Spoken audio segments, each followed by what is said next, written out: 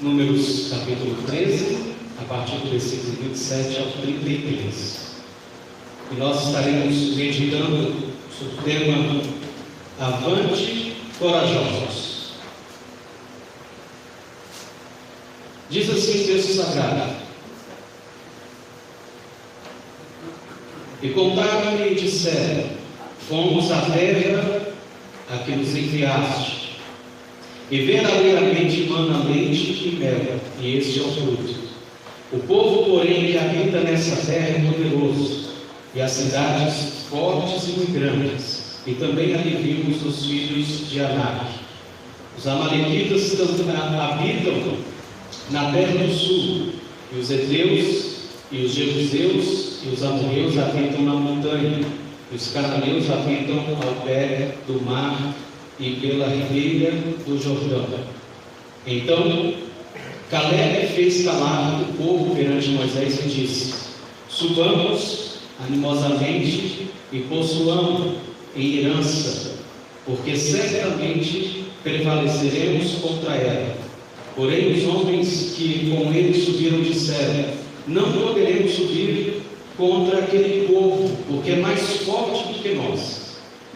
E infamaram ou desacreditaram a terra que tinham espiado perante os filhos de Israel, dizendo: A terra pelo meio da qual passamos a espiar é terra que consome os seus moradores, e todo o povo que vimos no meio dela são homens de grande estatura.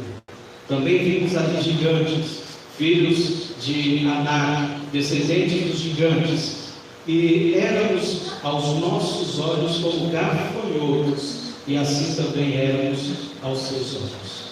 Que Deus nos abençoe com a leitura de sua palavra. Amém. Avante, corajosos, o tema dessa mensagem. Havia um desenho animado bem antigo, acho que foi criado na década de 60 e ficou passando até no começo da década de 90. Eu me lembro de ter visto muito esse desenho, que eram dois personagens, era uma dupla chamada Lili e Hart. Não sei se os irmãos estão lembrados. Lili era um otimista nato.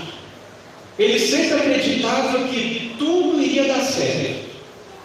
Já Hart era o contrário.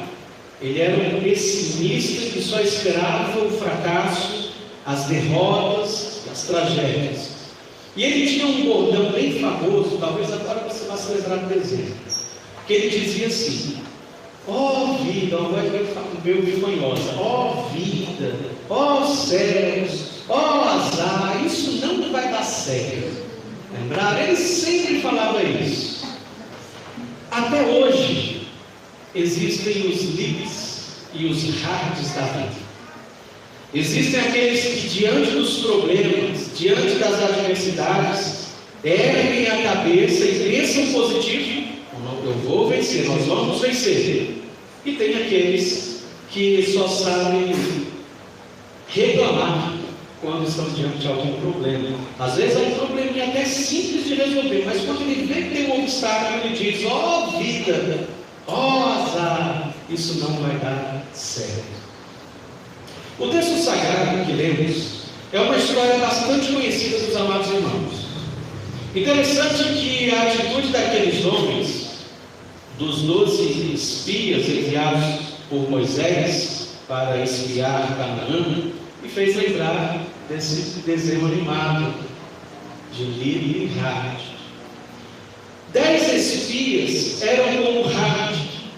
Eles espiaram a terra, eles viram que o povo era forte, eles viram as dificuldades e disseram que não iria dar certo. Eles olharam e disseram: oh, isso não vai dar certo. Isso não vai dar certo.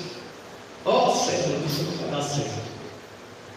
O texto sagrado que lemos, esta história, amados irmãos, nos mostra como é desagradável aqueles que têm síndrome de Hart, que são os arautos do caos, os profetas das desgraças, aqueles que se sentem como gafanhotos em meio às dificuldades em meio aos problemas, em meio às adversidades. Olha aí o versículo de número 33. Também vimos ali gigantes, filhos de Anak, descendentes dos gigantes, e éramos aos nossos olhos, olha só como eles estavam se sentindo, como gafanhotos, e assim também éramos aos seus olhos. Com a exceção de Josué e Caleb, os demais espias tinham essa síndrome de gafanhotos, ou a síndrome de rato. Para eles, conquistar a terra prometida seria impossível, não ia dar certo. Meus irmãos, essa é uma daquelas histórias que nos mostram o quanto a confiança no poder de Deus e a perseverança nele, em meio às dificuldades da vida, são determinantes para alcançarmos o que o Senhor propôs a nós. Depois de alguns meses da saída dos filhos de Israel do Egito em direção à terra prometida, eles chegaram a Cádiz, deserto de Parã, que já ficava perto da fronteira de Canaã. E quando eles chegaram ali, o povo de Israel, o povo de Deus, e Moisés que havia separado os 12 homens, representando as 12 tribos, os chefes, para espiarem a terra prometida. Moisés então separou estes homens para que fossem fazer um reconhecimento, para que eles fossem olhar, analisar e depois trazer um relatório. Os 12 espias então fizeram isso durante 40 dias. Eles investigaram a terra e depois eles retornaram com os seus relatórios e com os frutos que trouxeram da terra. Após a apresentação da primeira parte do relatório, 10 dos 12 espias começaram a desencorajar o povo, dizendo, a partir do versículo 31, você pode olhar: não podemos subir contra aquele povo, porque é mais forte do que nós. A terra é terra que devora os seus moradores. Vimos ali gigantes, e éramos aos nossos próprios olhos como gafanhotos, e assim o éramos aos seus olhos. Aqueles homens, meus irmãos, me desculpem o termo, foram homens covardes. Porque quando viram, quando analisaram, quando olharam as dificuldades que tinham ali para conquistar a terra prometida, sabe o que aconteceu? Eles se desanimaram. Eles queriam desistir. Eles olharam, viram que ali não ia ser nada fácil. Isso não vai dar certo. E aí se desanimaram. Não vamos conseguir, não vai dar certo, esse negócio de entrar na terra não vai dar certo. Mas o pior não foi isso. O pior é que, além deles se desanimarem, eles queriam desanimar os demais para que todos pudessem desistir também. Meu Deus, será que isso ainda existe no meio de nós nos dias de hoje, meus irmãos? Será que no meio da igreja nos dias de hoje, quando alguns veem as dificuldades, se acovardam diante delas? Será que na vida da igreja nos dias de hoje existem os arautos do caos, que além de se sentirem desanimados, ainda tentam inflamar ou desanimar os seus próprios irmãos, dizendo: não vai dar certo, não adianta, essa missão é muito difícil, desista, eu estou desanimado, você também tem ficado, não vai dar certo não. Será que ainda existem esse tipo de pessoas nas igrejas nos dias de hoje? Pessoas que se desanimam e tentam desanimar os seus próprios irmãos pelo fato da missão ser difícil, árdua ou pesada. Se fosse um de nós, convocados por Moisés para espiar a terra prometida e trazer um relatório, imagine que você fosse um dos 12 espias, e você fosse ali espiar, olhar, reconhecer o território. Qual seria, o que você ia dizer no relatório? O que você iria falar? Uma pergunta pessoal. Se você fosse lá, olhasse os gigantes, o povo que eram maiores, o que você iria dizer na volta? Qual seria o seu relatório? E se você fosse um dos israelitas, ao ouvir a carta dos espias, você. Não, é muito difícil. Eles são gigantes, nós os sentimos como gafanhotos, eles são grandes, são numerosos. O que você iria sentir se você fosse um dos israelitas? Diante do descontentamento ocasionado pelo relatório dos espias, dos 10 espias, Josué e Caleb, eles decidiram falar. Josué e Caleb eram homens valentes, eram homens corajosos, eram homens que confiavam no poder de Deus. Então, com voz firme e confiante na atuação divina, eles procuraram encorajar o povo, porque eles estavam vendo que aqueles outros 10 espias estavam desanimados e tentando desanimar o restante. Mas Josué e Caleb estavam firmes, porque ali havia uma promessa, Deus estava com eles, eles estavam dizendo: não, nós vamos conseguir sim. Vamos avante, nós vamos conseguir. Mesmo sabendo que havia obstáculos que estavam à frente, Josué e Caleb estavam ali, dizendo para que o povo pudesse avançar, para que o povo pudesse marchar. Hoje, amados irmãos, a igreja precisa de gente como Josué e Caleb. A igreja precisa de homens corajosos para trabalhar na causa e na casa do Senhor.